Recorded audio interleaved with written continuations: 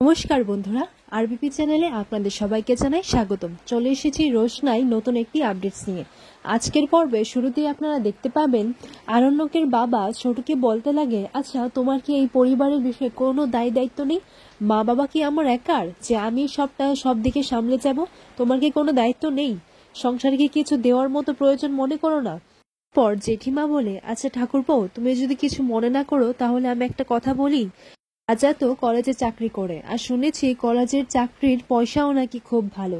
তাহলে তুমি তো ওকেই বলতে পারো, যেহেতু ভালো টাকা রোজগার করে তাহলে ও তো তোমাকে দিয়ে সাহায্যই করতে পারে। তাহলে তো এই সংসারের ঘানি আর এই সবার দায়িত্ব তোমাকে নিতে হয় না। তোমরা মিলেমিশেই তো নিতে পারো। কেন? তুমি তো ওকে শাসন করতে পারো, ও তো তোমার ভাইপো। তুমি তোকে বলতে পারো যে সংসারে কয়েকটা টাকা দিতে, তোমাকে সাহায্য করতে। ওর বাবা তো যা পারে তোমার হাতে তুলে দেয়। সারাদিন খেটে খুটে মানুষটা যাই রোজগার করে, যতটা সম্ভব ও তোমার হাতে তুলে দেয়। তা ওর বাবা যখন এই সংসারের জন্য করতে পারে, তাহলে ও কি করতে পারে না? তখন জাহ্নবী বলে, আচ্ছা ও সংসারে টাকা দেয় কি দেয় না এটা তো ওর আর মেজো কাকার মধ্যে ব্যাপার, তাই না? আর এইভাবে তুমি এরকম করে বলছো কেন? তুমি এই বিষয়ে ঢুকছো কেন? তখন জেঠিমা বলে, আচ্ছা আমি যখন আমার ছেলের ভালোটা দেখব তখন তুমি এর মধ্যে কথা বলতে আসবে না। তখন জাহ্নবী বলে, আমি কথা বলবো না? আমি কথা বলবোই, আমি ওর স্ত্রী হই। আর তাছাড়া ওর তো একটা বিয়ে হয়েছে, ওর তো বউ আছে, ওর বউয়ের তো দায় দায়িত্ব রয়েছে। পর আরণ্যকের মা বলে, হ্যাঁ জাহ্নবী তো ঠিকই বলছে, তুমি এর মধ্যে ঢুকতে আসছো কেন? আর ও তো কথা বলবেই, ও তো রাজার স্ত্রী, ও কথা বলবে না? এবং তুমি এর মাঝে ঢুকতে এসো না। রাজা যদি সংসারে দেবার জন্য হেল্প না করেই থাকে, তাহলে আমরা কি একা এতটা পারতাম নাকি? ও তো কিছুটা হলেও দেয়, তার জন্যই তো এত বড় একটা পরিবার চলতে কিছুটা সুরাহ হয়। পর এখানে মিনিকে নিয়েও কথা শোনানো শুরু করে দেয়। তখন আরণক বলে, আচ্ছা মিনি যে অসুস্থ, তার জন্য তোমরা জেঠু আর জেঠিমণিকে কেন দোষারোপ করছো? তাতে ওদের কি দোষ? আর জেঠু যেভাবে আমাদের ছোটবেলা থেকে মানুষ করে এসেছে, সেটা কি তোমরা কেউ পারতে? জেঠুমণি তো আমাদের সব দায় দায়িত্ব নিয়েছে। আর বাবা, তুমি যখন ছিলে না, আমাদের সব দায়িত্ব কিন্তু জেঠিমণি পালন করেছে। আমাদের স্কুল থেকে নিয়ে আসা, আবার স্কুলে দিয়ে আসা, এই সমস্ত কিছু জেঠিমণি করেছে। কেউ কিন্তু এইসব পারতো না একা করতে, কিন্তু জেঠুমণি করেছে। পর ছোটু বলে, আহ বাদশা, তুই একটু চুপ কর না। তখন আরণ্যক বলে, না ছোটু, আমি কেন চুপ করব? এদিকে আরণ্যকের মাও ছোটুকে কথা শোনাতে লাগে যে এই বাড়িতে এমন কয়েকজন লোক আছে যে শুধু গায়ে হাওয়া লাগিয়েই বেড়ায়। তখন ছোটু বলে, আচ্ছা আমি কি করব বলো তো? আমি তো চেষ্টা করি। রোজ সকাল তো আমি এই দু হাতে ব্যাগ নিয়ে স্কুলে চলে যাই। ভাবি যে আজকে হয়তো বড় একটা অর্ডার পাবো, কিন্তু কিছুই তো হয় না। আমি তো চেষ্টা করেই যাচ্ছি। এছাড়া আমি আর কি করতে পারি বলো তো? আমার তো কপালটাই খুলছে না, তাহলে আর কি করব? তখন আরণ্যকের মা বলে, হ্যাঁ সে তো তোমাকে দেখে বোঝাই যাচ্ছে। তখন আরণ্যক বলে, ছোট এই বাড়িতে যথেষ্ট কন্ট্রিবিউট করে। হ্যাঁ ও টাকা দিয়ে পারে না, কিন্তু ও সব সময় সব দিকটা সামলে যায়। তোমরা কি কেউ পারবে সেটা? ও কাজ ছাড়া আরো কি কি করে সেটা তো তোমরা কেউ কই বলো না তো। কিছু টাকা দিয়ে বিচার করতে এসো না। এদিকে দেখা যায় মিনি এসে তার মাকে বলে, আচ্ছা মা, রোশনাই কোথায়? আমি তো সকাল থেকে একে খুঁজেই যাচ্ছি, ও তো একবারও আমার সাথে দেখা করতে এলো না।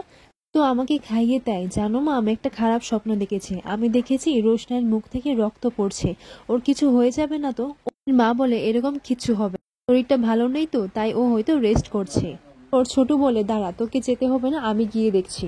এইদিকে রোশনাইকে না খুঁজে পাওয়ার জন্য আরণ্যক মনে মনে এটাই ভেবে যাচ্ছে, ও এইসব ঘটনার পর বাড়ি ছেড়ে চলে যায়নি তো?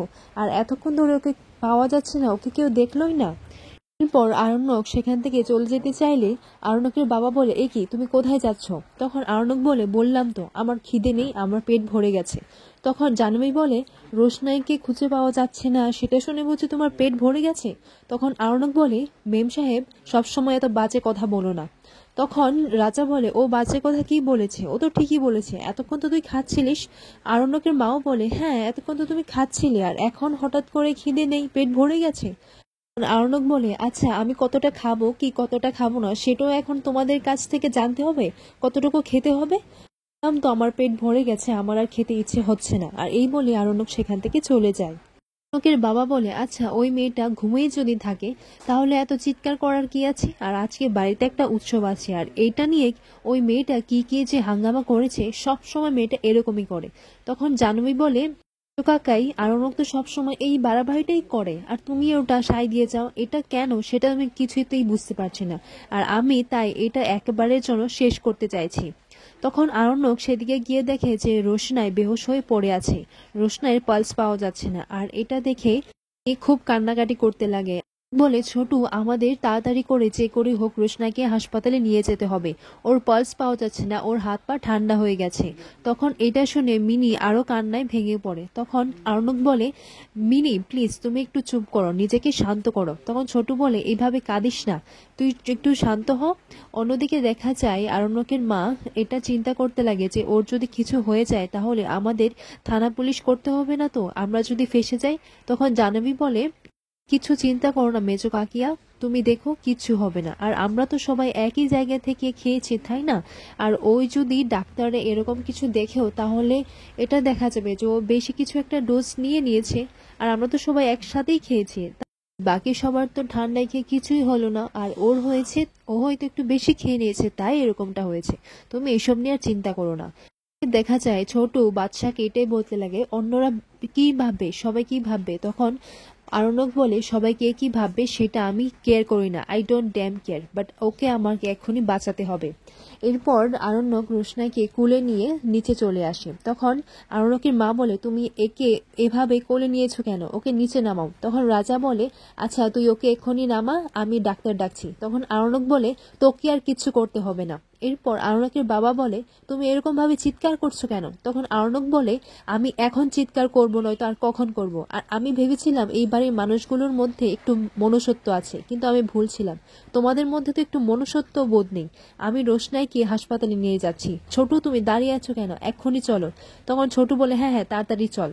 আর অন্যদিকে দেখা যায় জেঠিমা সবাইকে বলে, আচ্ছা রোশনাই যে এরকম একটা অবস্থা, আমাদের তো সবাইকে জানাতে হবে। তখন আরণ্যকের মা বলে, কেন সবাইকে জানাতে হবে কেন, এটা এরকম কোনো বিষয় হয়নি। তখন জেঠিমা বলে, না, যত করেই হোক তোমার বড়দা ভাইকে তো জানাতে হবে। আর ও এরকম একটা সিচুয়েশনে ঘরের মধ্যে আরাম করে শুয়ে থাকবে তা তো হয় না, ওকে আমাকে জানাতেই হবে। পর রাজা বলে, আচ্ছা মেজো কাকাই, আমি কি একটু যাব? তখন মেজো কাকাই বলে, আর পাগল হোস না, পাগলের মতো কেন কথা বলছিস?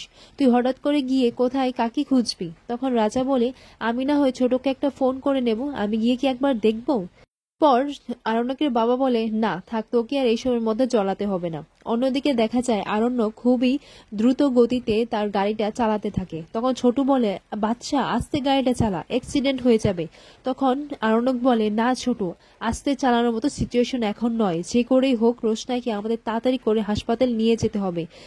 ওর পালস চলছে না, ওর হাত পা ঠান্ডা হয়ে আছে, আর ওকে যদি 1%ও বাঁচানোর চান্স থাকে তাহলে আমাদেরকে সেটা চেষ্টা করেই যেতে হবে।